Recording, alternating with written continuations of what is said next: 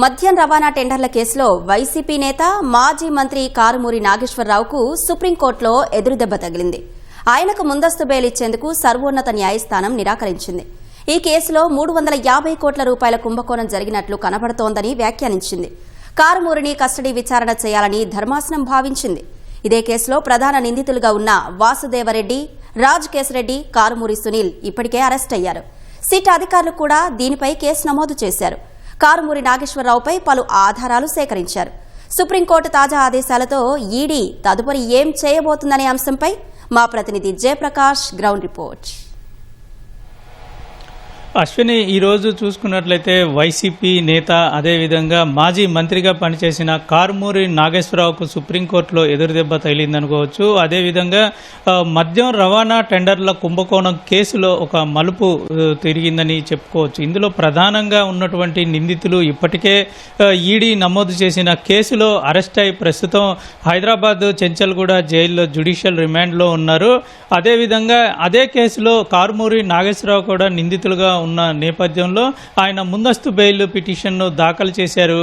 విచారణ జరిపినటువంటి న్యాయస్థానం ఇప్పుడు ఈ దశలో ఇవ్వటం కుదరదు అని చెప్పడంతో పాటుగా ప్రధానంగా అందులో చూసుకున్నట్లయితే ఈ కేసులో సుమారుగా 350 కోట్ల రూపాయలు అవకతవకలు జరిగాయంటూ ఇప్పుడు ప్రస్తుతం ఉన్నటువంటి ఆధారాల ద్వారా తెలుస్తోంది అని సుప్రీంకోర్టు భావించడంతో పాటుగా కస్టడీ విచారణ చేయవలసి ఉంది అని సుప్రీంకోర్టు భావించింది. అందువల్ల ముందస్తు బెయిల్ నిరాకరించింది. అయితే ప్రస్తుతం ఈ బెయిల్ నిరాకరించడంతో తదుపరి అరెస్ట్ చేసే అవకాశాలే ఈ కేసులో ఎక్కువగా కనపడుతూ ఉన్నాయి. ఎందుకంటే ఇప్పటికే కారుమూరి నాగేశ్వరరావు, ఆయన కుమారుడు కారుమూరి సునీలు, అదేవిధంగా రాజ్ కేశరెడ్డి, వాసుదేవరెడ్డి, అదేవిధంగా వాసుదేవరెడ్డి బంధువులు ఇళ్లల్లో సోదాలు చేసినటువంటి ఈడీ గతంలో పలు విలువైనటువంటి డాక్యుమెంట్లు అదేవిధంగా కొన్ని ఆస్తులను కూడా గుర్తించింది. అంటే అకౌంట్లో లేని లెక్కలేనటువంటి ఆస్తులు,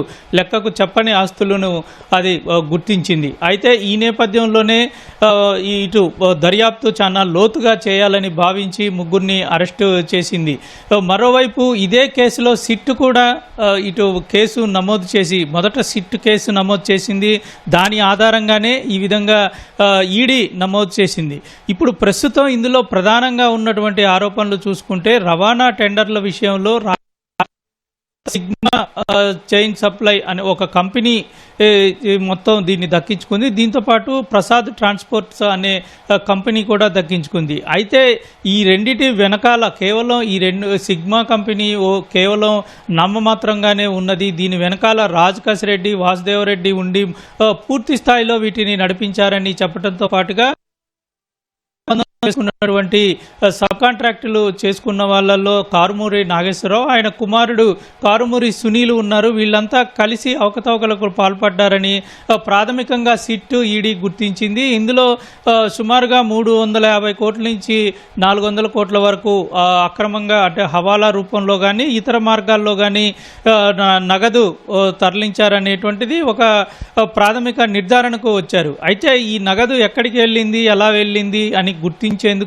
ఈడీ కేసు నమోదు చేసింది. దీంట్లో భాగంగా ఇటు సుదర్శన్ కన్స్ట్రక్షన్స్ అనే కంపెనీకి కూడా ఇందులో కొంత సంబంధాలు ఉన్నట్లు, కారుమూరి సునీల్ సుదర్శన్ కంపెనీకి కొంచెం జాయింట్ వెంచర్లు కొన్ని ఉన్నట్లు, అంటే ఎటువంటి లావాదేవీలు జరిగాయి, ఈ మద్యం రవాణా టెండర్లో వచ్చినటువంటి నగదు ఇక్కడ పెట్టుబడులు ఏమైనా పెట్టారా, ఇందులో వచ్చినటువంటి నగదు ఎక్కడికి చేశారు అనేటువంటి విషయాలన్నిటిపైన ఆరా తీస్తుంది. ఒప్పందం ప్రకారంగా రవాణా ఛార్జీలు చూసుకున్నట్లయితే సుమారుగా 19 రూపాయల చిల్లర మొదట్లో అందులో కోట్ చేశారు. అయితే నిబంధనలకు వ్యతిరేకంగా సుమారు 35 రూపాయలకు పైగానే వాటిని చెల్లించారని తెలిసింది. ఎందుకు చెల్లించారు, ఎలాగ చెల్లించారు అనే విషయాలు పూర్తిగా ఆరా తీస్తూ ఉన్నారు. మరోవైపు ఇందులో ప్రాథమికంగా లేబర్ అడ్జస్ట్మెంట్ అనే కొన్ని కారణాలు చూపుతూ ఇవన్నీ చేశారు. మరోవైపు సిగ్మా కంపెనీకి సంబంధించి వాటి యొక్క టెండర్ల కాలం ముగిసిన తెలిసినా సరే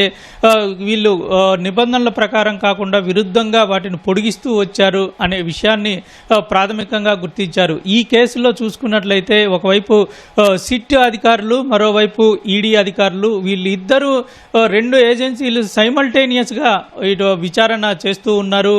ఇటీవల సిట్ అధికారులు అరెస్ట్ అయినటువంటి ముగ్గురిని తీసుకువచ్చి ఇక్కడ విజయవాడ ఏసీబీ కోర్టులో వాళ్ళని ప్రొడ్యూస్ చేశారు. అదేవిధంగా కస్టడీకి తీసుకోవాలని కూడా పిటిషన్లు దాఖలు చేసిన పరిస్థితి ఉంది. మరోవైపు కారుమూరి నాగేశ్వరరావు కూడా ఇందులో కీలకంగా వ్యవహరించారు అని భావించినటువంటి అధికారులు, ఇటు పోలీసులు, ఇటు ఈడీ అధికారులు ఇద్దరు రెండు కోణాల్లో ఇక్కడ పోలీసులు విషయానికి వచ్చేసరికి ఏ విధంగా అవకతవకలు జరిగాయి అనేది ప్రధానంగా, మరోవైపు అటు ఈడీ విషయానికి వచ్చేసరికి నగదు ఏ విధంగా అక్రమంగా రవాణా జరిగింది, ఏ విధంగా నగదుని తరలించారు అనే విషయాల మీద పూర్తిగా ఆరా తీస్తూ ఉన్నారు. త్వరలోనే అరెస్ట్ చేసే అవకాశాలు అయితే ఈ కేసు ప్రస్తుత పరిస్థితులను బట్టి అర్థమవుతుంది. అశ్వని, కెమెరామెన్ సోమేష్తో జయప్రకాష్, ఈటీవీ న్యూస్, విజయవాడ.